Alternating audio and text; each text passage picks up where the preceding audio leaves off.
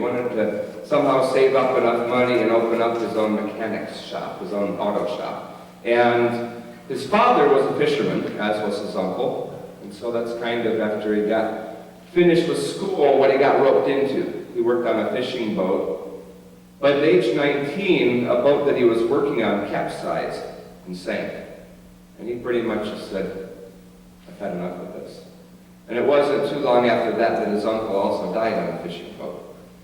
And so he would play sports with his friends growing up, mostly soccer, that was his favorite sport.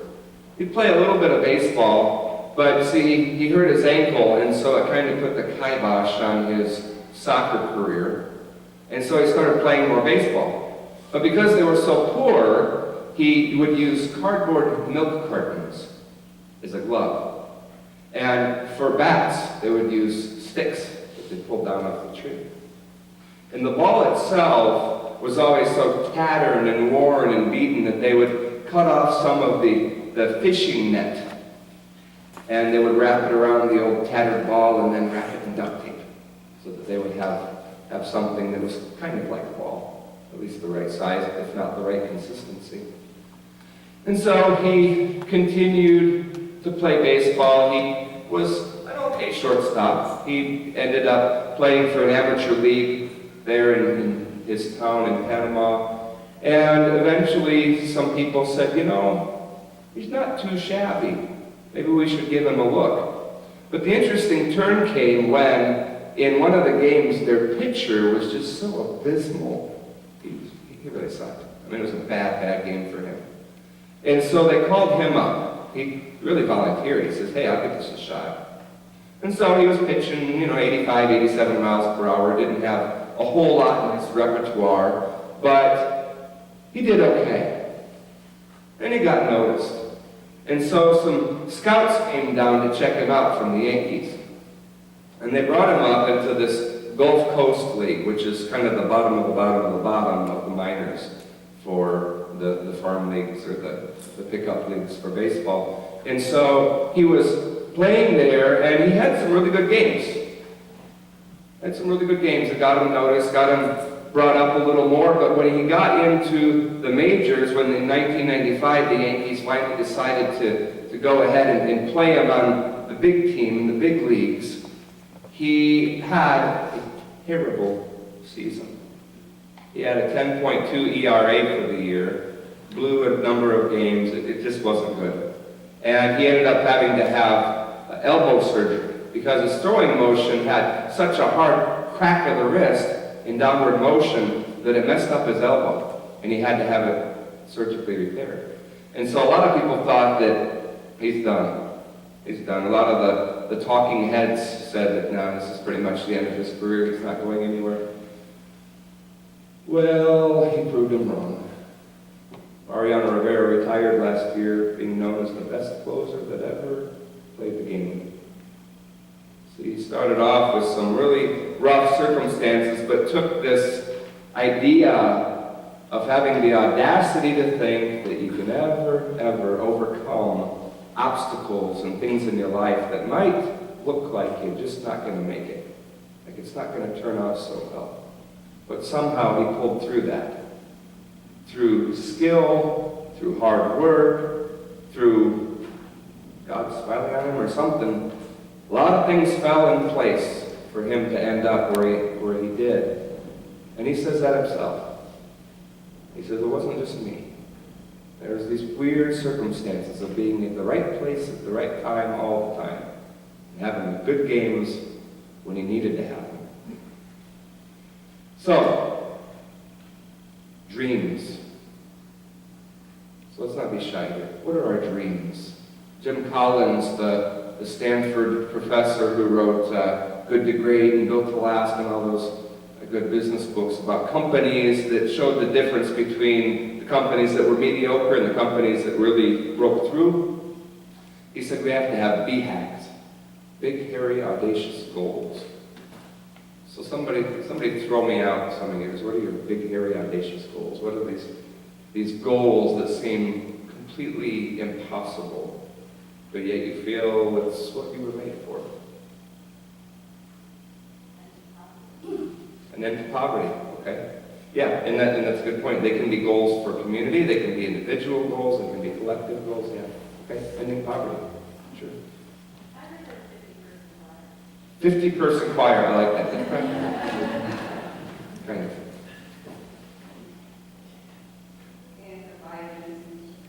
And violence in Chicago, yeah. World peace. World peace. See, why stop in Chicago? Let's just clean up the whole world. Yeah. Okay.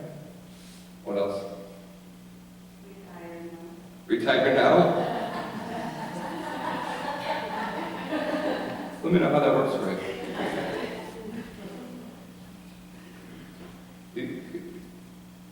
Yeah. You heard that, Wheels? I did. I heard the creak of the chair as you started kind of. I would say end of bigotry, prejudice, Okay. intolerance. Yeah. Yeah. End of intolerance. Yeah. Right.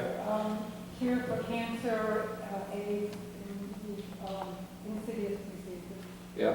Cure for cancer and AIDS and other insidious diseases. Yeah. Definitely. Yeah. To raise happy children. So far, so good. See, that's kind of unfair. You threw out a goal that's already happening, so. Excellent education for all children in Chicago. Okay. Excellent education for all children in Chicago. Hmm? What else? Yeah. Every person who wants a job finds a job. Uh-huh. So everybody who wants a job will find one. Hmm? How about some individual goals? What are some individual goals that you have? Retirement? Yeah, retirement was one. Lest we didn't hear you the fifth time. Okay.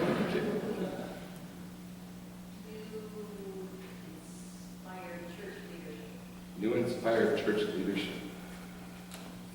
You dream too big. Who else? Anybody has any individual dreams here? Really? Yeah. Get back to art, to doing your art. Mm-hmm. There you go.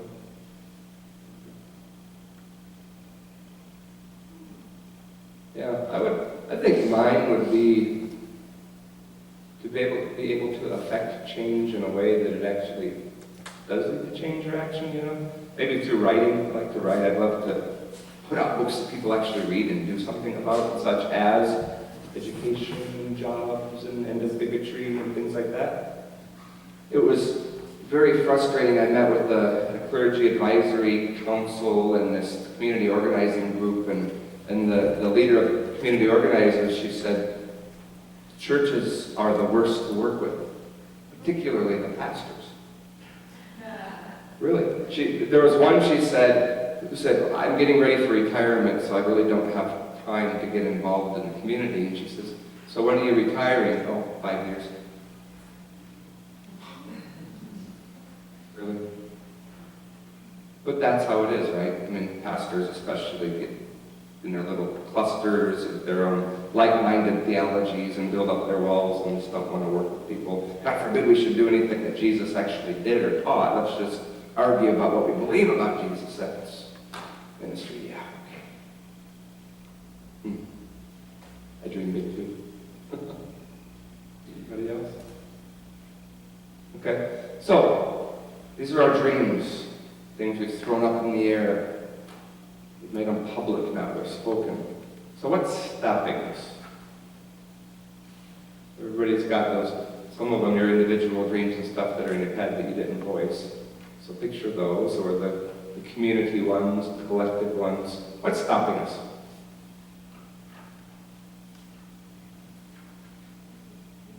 Yeah, Jane. Lack of energy. Lack of energy. Fear of failure. Fear of failure? I like that. We're going back to that one. What else? Not faith that you Okay.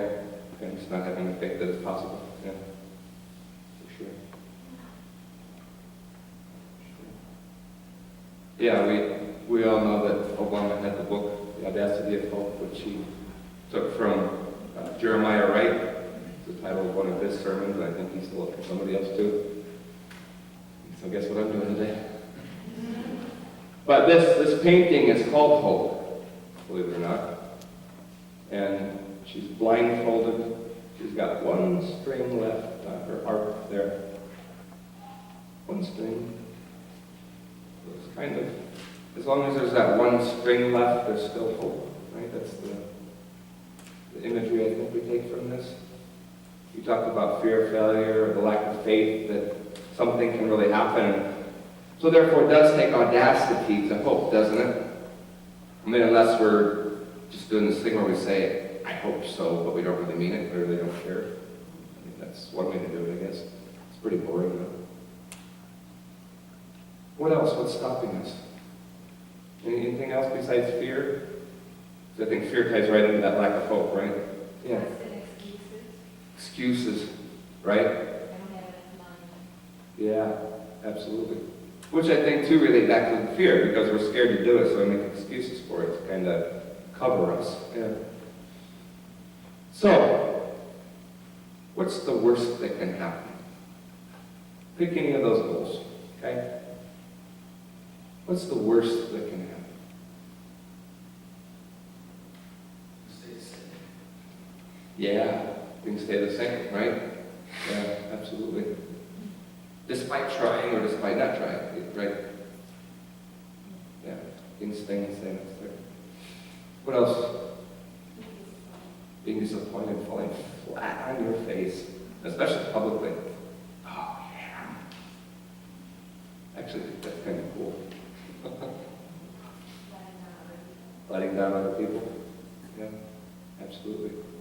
You don't want to disappoint people, especially if you've thrown it out there that, oh, this is my dream and this is what I'm going to do, and then people are counting on that. And it's one thing if you say, I'm going to become president or I'm going to start a company or something. You might let your family down if you spend a lot of money and time and stuff on that, trying to get to that, and it didn't work.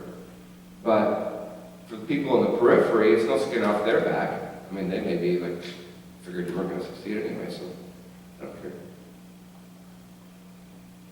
I think maybe the worst that could happen is if you fail and you don't learn something from it, or you don't take something from it. Yeah, absolutely. The worst that could happen is when you fail but don't learn from it. In Japanese, there's a saying that says, "Shippai wa seikon no moto," which means that failure is the root of success. Right? How many times did Edison fail with the light bulb? How many times did insert it? Fill in the blank. Who ever succeeded on the first try? Right? Writing a book. Right? We have this idea that people sit down and the muses start doing their magic and crank out a book. That does not happen. That does not happen. Right? There's writes and rewrites and sending it to the editor, and the editor saying, no thanks. And they, right, send it back to you, and you try again, and you try again, and you try again. Nothing is done simply right on the first try, right? It takes doing, and doing, and doing, and doing. But somehow, having faith that in the end, we're going to come out okay, that things are going to be right, that despite having one string left on the harp and that one frayed and tattered and ready to snap at any time, still having that audacity to hope that something good is going to come out of this. Especially when it's some of those things we talked about for society or for community, right? Ending hunger or giving people the access to education that they need or jobs or whatever the case may be, things like that. When we say those things out loud, then people do count on us, and we do run a huge fear of letting them down. But you know, I have a dream that someday churches can get over their ideologies and start doing things that Jesus did. That the church would be the starting point for community action, for healing in the community, for ending violence, for providing resources. But there would come a time when people can say, okay, I agree to disagree, That's fine when it comes to ideology, but that's not the important point. And that we would start focusing on that. 370,000 churches in the U.S. Imagine if each one of them just was small like ours. Do the math. But we have the Willow Creeks and the Saddlebacks and all these other ones, right? Harvest Bible. We're some big old honking churches. A lot of people. I remember hearing once of a church in Korea, Yoido Baptist Church, 834,000 members. Imagine if 834,000 people were intentionally committed to the same cause and the same goal. I tell you what, Korea's not that big. Something would be eradicated, something would be fixed, something would be different if people could come together, even in one church, in one community, to make change. That is the audacity of hope, to think that we could somehow overcome our differences and focus on the things that bring us together.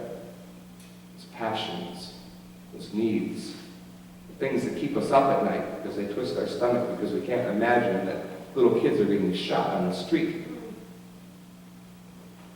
Those are the things that we have to be willing to be passionate about so much that even if we fall on our face in front of everybody, that it's okay, because I'm going to get up again, and when I do, there are going to be 3 more people around me to pick me up and walk with me on this. But when you're in the midst of it, it's not easy. You want to give up. You're tired. You've got no energy. You're sick of beating your head against the same wall to no avail. You're tired of saying the same things, but nobody is listening. You're tired of hearing people say, I care, but they do nothing. Right? All of these things that just make us want to freeze up and crawl back in a hole and stop doing something. Let me paint another picture for you. You mentioned art, Tracy. Annie Dillard, the author, would go up to this island up in the northwest off the coast of Washington to do her writing. And there was kind of a community of writers and artists and people up in there. And she went to one of her friends one day after she had been back on the mainland for the winter. And she came back and she asked him how his art was going, how his painting was going. And he just kind of sat there and looked at her for a minute and smiled to himself, and she thought maybe the winter of seclusion had made him a little bit loopy. And so he starts telling this story about a guy named Farrar Byrne. He said, Farrar Byrne, I remember him 20 years ago. I was standing right about here looking out this window, and these logs would come up on shore, because they didn't want to do logging on the island, right? So they would take the logs that would drift ashore and use them to build things. And one of the best ones was Alaskan cedar, just for its beauty and its texture. And so Farrar one day saw this piece of wood, about an 8-foot log that was floating out there in the ocean, and he thought, that's it, that's an Alaskan cedar right there. And so he got into his skiff, this little 8-foot boat, and he rowed out to it. And sure enough, when he got close enough, he realized that that's what it was. And he just had to have this piece of wood, this log. And so he tied off to it, and he started rowing back towards shore. And there's this place called Fishery Point. The island kind of came like this and then jutted out on the north part of the island, and that was Fishery Point, where Farrar lived. And so he's rowing and rowing and rowing. The problem was, it was about 6 o'clock at night, and the tide was going away from shore. The tide was going out towards what was called Stewart Island, that was about a mile or so out. And the more he rowed, and the more he rowed, the stern kept traveling in the wrong direction. And as much as he tried to row away from Stewart Island, it kept getting bigger and bigger and bigger as he got closer to it. But he kept rowing. And people could see him from shore. Thought he was crazy. But he kept going. He kept going. And then 9 o'clock came and he was still rowing tirelessly. Somehow focused on getting this log back to shore. Somehow kicked into some other gear that a lot of us don't have, that didn't even let him realize how tired he probably was, or hands had been bleeding by then. But he kept going. And at about midnight, guess what happened? The current changed. And the tide started coming to the shore. And he noticed as he was rowing harder and harder, it got a little bit easier. He noticed that the log, instead of being so tight on the rope, the slack would come back in and the log was floating beside him. And he finally made it back to Fishery Point and brought in the log. And so at this point in the story, Annie Dillard is thinking that he's completely forgotten about her question. She had too. And he said, that's how my painting is going. I think I'm right where the tide is about to turn. So for you, for all of us who are beating our heads against the wall, let us still be audacious enough to hope, because if the passion is meaningful enough, if there's something to it that needs to happen, it's worth continuing to row, even though our hands are bleeding, even though we're tired. Because sometime the tide has to turn. And I think that's about where we're at.